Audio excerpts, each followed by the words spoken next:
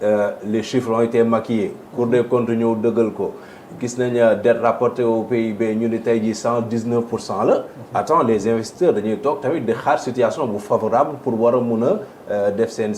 investissement. Comment vraiment régler ce problème-là de l'économie en mettant en place des synergies yu war a mun a génne Sénégal ci jafe-jafe yi. jërëjëf ce sera très difficile de parler derrière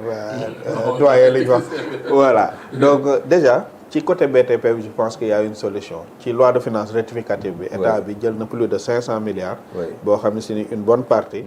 da koy orienté ci paiement wu dettes yooyu nga xam si ni il faut le rappeler c'est des dettes de l'ancien régime bi mais pour la première année du 105 milliards la ñuy def ak voilà 105 milliards dañuy ñëw def parce que est-ce que ça suffit largement par rapport non mais ça ne suffit pas mais mën na leen a soulager parce que c'est pas la première fois si je me trompe pas des chiffres ñoom dañu am boru 350 milliards waaw progressivement lañ ko bëgg a éponger oui. il y a une bonne partie yoo xam si ni dañ ko ci éponger mën na leen a soulager parce que du premier montant bi rek lañ libéré woon na ci même loi de finances initiale bi il y avait un montant boo xam président bi muy def discours à la nation mi ngi koy annoncé sax boobu amoon na premier paiement bu amoon te boo xoolee un peu partout ci seen secteur bi commencé waat na beaucoup de chantiers ont repris boo gisee kii les autoroutes les ponts boo xoolee l'autoroute bi war a jógee ba Saint-Louis ça a repris Kaolack bi war a jógee prolongement bi aussi tamit yu ci bëri xaalis bu mel noonu tax na ñu tourner bon nous au Sénégal nag dañu tàmm di wax naan quand le BTP buy dox ne marche pas dara du dox en réalité c'est l'industrie qui fait développer un pays te malheureusement depuis presque bi ñu amee suñu indépendance ak léegi Sénégal amul une bonne politique industrielle c'est ça le problème loolooy difficulté bi l'argent bii nga xam si ni amassé nañ ko plus de 23 000 milliards dugg nañ ci état du Sénégal mënoo ci génne benn montant bu dugg ci industrie tey option wu gouvernement bi ngay wax nii te ce qui est à saluer moom mooy ñoom dañu am un modèle économique loo xam ne si nii boo xoolee les différents régimes je pense que Mamadou Dia amoon na ko à l'époque depuis 2002 à maintenant am nañu une bonne option boo xam si ni lii mooy modèle économique bu Sénégal dañuy penché wu déjà boo xoolee l'agenda 2050 dañuy dem ci vers une politique d'industrialisation moo tax dans les 8 pôles toujours day am pôle industriel ak pôle boo xam si ni dañ fay def agriculture boo xoolee tey Sénégal noué na ay accord Mercedes-Benz dina ñëw installé wu à l'état du Sénégal nee nañu déjà balaa la fin d'année premier véhicule bi nga xam si ni véhicule militaire lay nekk dinañ ko produire les japonais ñëwoon nañu ba signer protocole d'accord avec la zone bi nga xam ne war a nekk zone Bawol bi zone industrielle bi war nañ ko fa def donc te investissement yu ñu def yooyu yëpp c'est pas du endettement bu état bi di supporter muy ñëw crever aussi suñu niveau d'endettement bi boo xoolee option tamit bi état bi jël pour gérer cet endettement xoolal ce qu'ils ont fait avec l'usine bi ñu def ci dessalement bi buñ danañ ci ñëwaat xam naa dañ ci gën a dem mais ci origine am endettement la waroon nekk pour état du Sénégal mais boo xoolee modèle économique bi recentré nañ ko ba nga xam si ni c'est l'activité moom mooy supporter moom mooy financer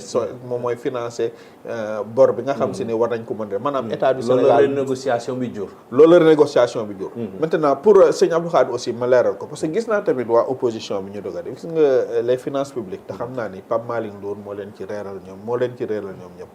maa ngi dégg souvent ñuy wax ni way am na 10 000 milliards yi ñu leb loolu du noonu de parce que quand on est bu ñuy wax ci science loo xam ne si ni c'est des données scientifiques ay lois ak ay règlements moom moo ko tënk dañ ci rek il a confondu li ñu tuddee besoin de financement ak endettement loolu noonu opposition ñi ma dégg ñu si bari ñu ci wax loolu besoin de financement bi la c'est pas l'endettement boo mënee retracer endettement wu état bii moom mooy déficit budgétaire bi ñu constaté te boo ko xoolee ci loi de finance bu 2024 bi moom mooy bi ñu ñëwaatee ba def loi de finances rectificative c'était à 2600 et quelques milliards boo jëlee ak bu année bii 1600 et quelques milliards ñaar yooyu boo ko cumulé mooy dette bi nga xam ne si ni tey mooy dette bi gouvernement bi def leneen loo fi gis mi ngi c'est pris en charge par la loi de finances mais endettement la boo xam si ni c'est le gouvernement du président Macky Sall moom moo ko defoon ñii war ko ñëw fay. c'est-à-dire ji en clair 5000 milliards la. non 4000 milliards 2500 milliards et 1600 milliards te loolu mooy déficit budgétaire parce que le besoin en financement ñaari composante la majeure moom mooy service de la dette bi mooy amortissement wu dette bi ak déficit bi nag moom mooy yow boo xoolee xayma li nga war a dépenser lépp ci at mi moom mooy li nga war a dépenser pour sa njël ak pour sa kër nga xool yow ñaata nga am ci sa gafaga li ci des loolu mooy déficit loolu ngay wuti loolu nag loolu la ñuy autoriser ministre des finances mu dem lebi ko bor bi ci fi ñu nekk ñun zone bi ñu nekk moom mooy zone UEMOA zone ouest africain bi wala loo xam si ni mën nañ ko wuti sous format eurobond loolu moom mooy déficit bi te boo cumulé ñaar déficit yi 4000 et quelques milliards la leneen li ci nekk lépp bor la boo xam ne si ni c'est pris en charge par la loi de finances mais fayu bor boo xam ne si ni gouvernement antérieur bi moo ko defoon ci biir 18000 milliards yooyu noonu la nekk beneen chose bi moom mooy sëñ Abdou Khadre Cour des comptes lu leer la wax Cour des comptes parce que il faut ñu xam Cour des comptes lan la doon def da doon def rapport d'audit sur les finances publiques c'est normal moom rapport lay def sur un rapport qui lui a été soumis boo xoolee rapport Cour des comptes ci kanam bi muy commencé moom wax na moom lan lay ñëw def de façon générale lan lay def nan la koy defee ak ci yan outil la koy defee ci ni mu koy defee moom mooy rapport lay def sur la situation économique et financière de l'État du Sénégal loolu rapport bu gouvernement bi def la loolu du État du Sénégal moo koy choisir mais c'est la loi moom moo ko wax loi bi État bi moom mooy def situation bi mais da koy jox Cour des comptes mu auditer ko lii nag Cour des comptes ci boppam wax nañ ne lu inédit la parce que dafa waroon am en 2019 amul nii la mënoon demee boo xoolee sax 3 mois yi ñu fixé woon Cour des comptes ñoom dañ ko sax dépassé parce que ñoom nee nañ seen règlement comme loi organique moom moo ko prévoir loi organique boobu noonu moom mooy ñëw tegu ci kaw loi ordinaire bi nga xam si ni moom moo teg loi bi nga xam si ni moom mooy ci wàllu affaire sur la situation des finances mooy code de transparence moo tax te dafa war a contradictoire toutes les procédures en matière de la Cour des comptes sont contradictoires maintenant ci biir rapport bi Cour des comptes relevé na ci def parce que booy def rapport d'audit da ngay fixer ay manquements mais manquements yooyu ñoom wax nañ ni dina def lii dina def objet de référé wala de déféré te bu jaree ñu ubbi ci ay procédures judiciaires dinañ ko def le président bi nga xam si ni mooy président Cour des comptes jël na ay réquisitions sur ces déférés là looloo waral tey ñu war ci ubbi ay enquêtes donc conséquences pénales yi nga xam si ni moo war a am ci constatation yooyu mi ngi dem parce que bu ñu audit du lépp lu ñu gis comme manquement rek moom mooy ubbi à une procédure judiciaire mën a doon loo xam ne dañ koy corriger